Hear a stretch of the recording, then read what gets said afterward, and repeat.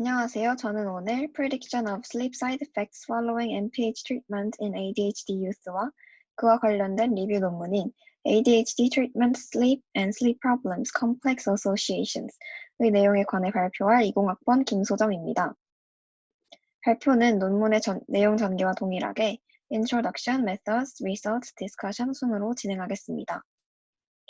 리뷰 논문에 의하면 ADHD 치료에는 자극제, 비자극제, 부모의 훈련, 동료 치료 등의 다양한 치료법이 이용되는데 그중 자극제 약물 치료는 종종 수면 장애를 일으키는 것으로 나타났습니다. 수면 장애와 ADHD를 모두 가진 환자의 경우에서 수면 장애 치료가 ADHD 증상을 완화시킨 경우도 있어 수면과 ADHD 그리고 약물 치료 간의 명확한 관계는 밝혀지지 않았지만 분명 관련성이 있어 보인다고 말합니다. 본 논문에서는 자극제 약물 중 NPH와 수면 장애의 관계성에 주목하고 있는데 NPH가 도파민과 노르에피네프린의 양을 증가시켜 각성 상태를 유지하게 하여 수면 장애를 일으킬 것이라는 가설을 시작으로 연구를 진행하였습니다.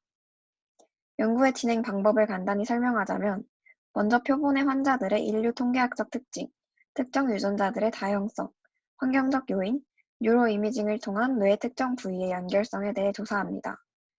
이 자료를 기계학습을 통해 분석하고 이러한 다양한 변수로부터 NPH 투약에 따른 수면 장애를 예상할 수 있는 알고리즘을 개발하고 그 정확도를 분석하는 것이 본 연구의 목적입니다.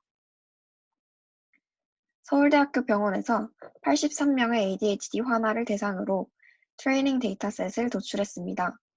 환아들은 KSADS-PL 진단 설문을 통해 ADHD로 진단되었으며 부모는 ADHD-RS를 통해 증상의 빈도를, DBD 설문을 통해 파괴적 행동 양상에 대해 평가하고 자료를 제공했습니다. 그리고 데이터셋에 필요한 다양한 정보를 모았는데 키, 몸무게, IQ 등과 같은 기본적인 인류 통계학적 자료, 도파민과 노르에피네프린과 관련된 다양한 유전자들, 환경적인 요소에 대한 분석을 위한 혈액 검체, 수면에 관여하는 뇌의 부분과 주의 집중력과 관련된 뇌의 부위 간의 연결성 판단을 위한 디퓨전 텐서 이미징 자료를 수집하였습니다.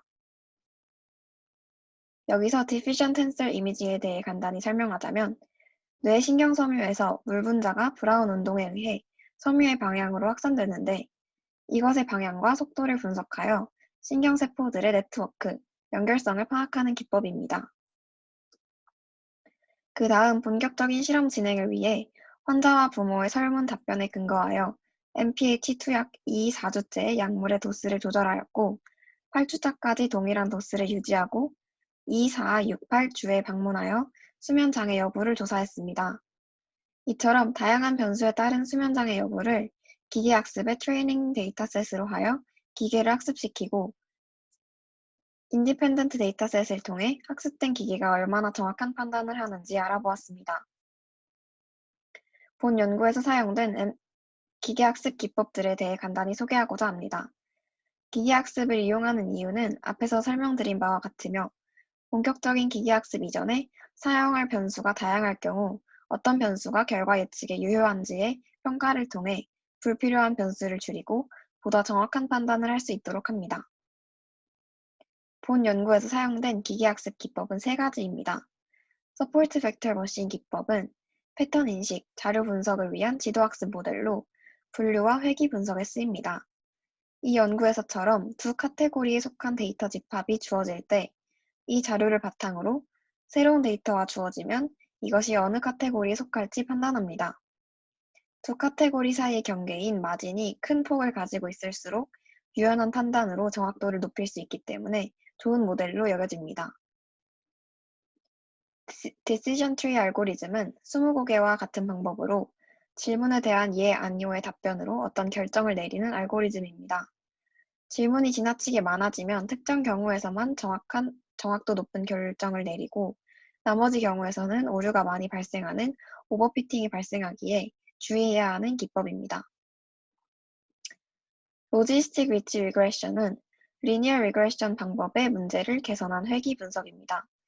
예를 들어 어떤 학생이 공부하는 시간에 따라 시험에 합격할 확률이 달라지는 것에 대해 리니어 리그레션을 이용하면 확률이 음과 양의 무한대로 뻗어가고 공부하는 시간이 매우 적으면 합격할 확률이 음수가 되는 등 오류가 많이 발생합니다. 이를 개선하기 위해 확률의 값을 0에서 1 사이의 값으로 보정하여 보다 유연한 분류를 할 수 있는 방법이 로지스틱 위치 리그레션 방법입니다. 기계학습을 통한 판단 후에는 정확도와 퀄리티를 평가하는 과정을 거쳐야 합니다. 이를 위해 ROC 커브를 이용하는데 이는 false positive rate에 대한 true positive rate의 비율을 그래프로 나타낸 것을 의미합니다. 쉽게 설명하기 위해 암 진단을 예로 들면 false positive rate는 정상인 중 오류로 인해 양성 판정을 받은 사람의 비율을 의미하고 true positive rate는 실제로 암에 걸린 사람 중 양성 판정을 받은 사람의 비율을 의미합니다. 따라서 ROC 그래프는 위로 볼록하여 true positive rate가 높을수록 그래프 아래 면적이 넓을수록 퀄리티가 높고 정확한 판단을 하는 기계학습이라고 평가합니다. 기계학습을 통한 수면장애 여부 예상은 3개의 스테이지로 이루어졌는데 단계를 거듭할수록 변수가 추가되었고 각각의 경우 예상의 정확도를 비교하였습니다. 첫 번째 스테이지에서는 나이, 성별, IQ, 키, 몸무게 등의 인류 통계학적 자료, 그리고 임상적인 자료로서 ADHD-RS를 통한 환자의 증상 발현 빈도에 대한 부모의 평가, DBD를 통한 환자의 파괴적 행동에 대한 평가를 변수로 두었습니다. 두 번째 스테이지에서는 첫 번째 스테이지에서 더 나아가 신경정신학적 평가로 CPT, SCWT 결과를 변수로 이용했으며 환경적, 유전적 요인들도 추가하여 기계학습을 진행했습니다. 여기서 CPT는 충동의 절제와 선택적 집중을 평가하고 SCWT는 글자 읽기, 색깔 말하기, 색 단어 읽기, 색 단어의 색깔 말하기를 통해 집중력과 순발력을 평가하는 방법입니다. 마지막 스테이지 3에서는 앞선 단계에 뉴로 이미징을 추가하여 기계학습을 진행합니다.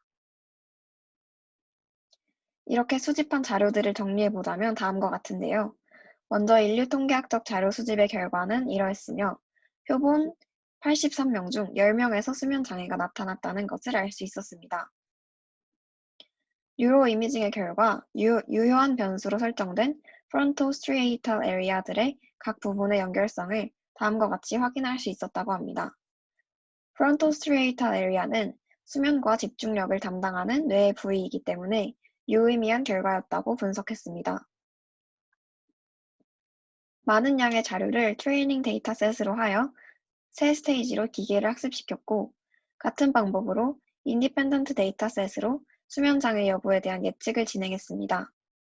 그 결과 트레이닝 데이터셋에 대해서는 스테이지가 진행됨에 따라 정확도가 높아지고 ROC 그래프 아래 면적이 넓어지며 로지스틱 위치 리그레션의 정확도가 그 중에서도 가장 높았음을 알 수 있습니다. 인디펜던트 데이터셋에서는 스테이지 1의 예측의 정확도가 우연의 결과를 겨우 넘어서 좋은 모델이라고 보기는 어려웠습니다. 하지만 스테이지를 거듭할수록 정확도가 높아졌고 그 중에서도 디시전 트리 알고리즘이 가장 정확했는데 이것은 디시전 트리 알고리즘이 변수 간의 연관성까지 고려하는 방법이기 때문이라고 분석했습니다. 디스커션에서는 본 연구의 결론과 리뷰 논문의 내용을 참고하여 종합적인 결론에 대해 말씀드리겠습니다. 앞으로 나올 슬라이드에서 하늘색으로 표시된 부분은 리뷰 논문에서 참고한 내용입니다. 본 연구는 처음으로 기계학습의 다양한 변수를 활용하여 NPH 약물에 대한 수면장애 부작용을 연구했다는 점, 개인적인 수준에서 생물학적, 인지적 특정법을 이용할 수 있음을 시사했다는 점, 그리고 수면장애, 신경전달물질, 브레인 서킷과의 연관성을 파악했다는 점에서 의의가 있습니다. 기계학습의 측면에서는 트레이닝 데이터셋에서 3개의 스테이지 모두에서 정확도가 비교적 높았고 트레이닝 인디펜던트 데이터셋 모두에서 스테이지를 거듭할수록 정확도가 높아졌습니다. 또한 인디펜던트 데이터셋을 이용한 예측에서는 디시전 트리 알고리즘이 가장 효과적이라는 결론을 내렸습니다. 신경정신학적, 유전학적 측면에서는 아드라2A 드라1 유전자가 핵심적인 역할을 하며 NPH가 도파민 트랜스포터, 노르에피네프린 트랜스포터를 억제하여 이들 신경 전달 물질의 업테이크를 방지하고 이는 시냅스에서의 농도를 높여 각성 상태를 유지하게 만든다는 결론을 도출했습니다. 환경적인 측면에서는 시럼 리드와 코티니는 변수의 유효성 평가에서 선정되지 않았습니다. 선행 연구에서 수면 장애와 연관성의 가능성이 제시되었지만 정확한 메커니즘은 밝혀지지 않았습니다. 본 연구에는 위와 같은 의미도 있었지만 한계점도 있었는데요. 표본이 83명으로 작고 약물 투여 전에 베이스라인 수면 장애를 고려하지 않은 점, 사용된 유전자의 영향력이 비교적 작은 점, NPH 하나의 약물만을 고려한 점, 플라시보 효과에 대한 조사가 사전에 이루어지지 않은 점이 본 연구의 한계점입니다. 참고한 리뷰 논문에서는 NPH 약물을 이용한 수면장애 연구를 다양하게 소개하였고, 표본 크기와 측정 방법에 따라 결과가 다른 경우가 많다는 점을 시사하고 있습니다. 환자의 특징, 객관 또는 주관 평가를 이용하는지, ADHD의 다양한 서타입에 따른 다른 수면장애, 그리고 ADHD와 더불어 다른 정신질환을 가지고 있는 경우에 따라 결과가 달라지기 때문에 복잡하다고 설명합니다. 본 연구의 결과는 임상적으로 활용 가능성도 있지만 미래에 보완할 부분도 분명 존재합니다. NPH와 수면장애가 연관되어 있다는 사실은 분명하고 기계학습으로의 예측도 어느 정도 가능한 것으로 보이지만 부작용이 심각한 편은 아니고 검사 비용을 고려하면 아직 수면장애 검사가 필수적이지는 않다고 이야기합니다. 하지만 NPH 약물에 대한 수면장애 검사가 미리 이루어진다면 부작용에 대한 시행착오를 줄이고 예방적 차원에서 대체 약물을 처방할 수 있는 등 치료의 질이 높아질 것이라고 예상했습니다. 미래에 추가 연구가 진행된다면 NPH의 메커니즘에 대한 규명이 필요해 보이며 생물 유전학적 연구를 통해 개인에게 좀 더 최적화된 치료법을 개발할 수 있도록 해야 할 것이라고 설명했습니다. 추가적으로 리뷰 논문에서는 성인의 ADHD와 수면 장애에 대해서도 언급하는데요. 성인에서 NPH와 같은 자극제를 투여한 경우 오히려 수면 장애가 개선되는 경향을 나타냅니다. 이는 아이들의 수면이 성인의 수면에 비해 예민한 경우가 많아서 그런 것으로 보이나 반대의 경향성에 대해서는 더 연구가 필요해 보인다고 이야기합니다. 이번 과제를 통해 ADHD와 NPH에 관한 논문을 읽으면서 느낀 점이 몇 가지 있었습니다. ADHD에 대해 너무 모르고 있던 것이 아닌가 하는 생각을 많이 했습니다.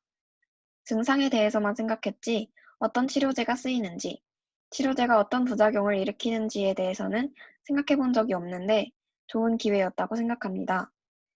기계학습 또한 낯선 개념이었는데요. 사람의 힘으로 해석하기 어려운 자료를 기계에 학습시킨 후 그것을 바탕으로 어떤 결정을 내리거나 분류 작업을 한다는 것이 놀라웠습니다. 다만 기본적인 개념부터 이해하기에는 내용의 난이도도 높고 시간도 부족해서 간단한 정의 정도만을 가지고 논문 내용을 이해해야 했다는 점이 아쉬웠습니다. 여태까지 읽어본 논문들에서는 어떤 현상의 메커니즘을 단백질이나 유전자 수준에서 규명하는 경우가 많았는데 색다른 내용의 논문이어서 낯설기도 했고 재미있기도 한 경험이었습니다. 감사합니다.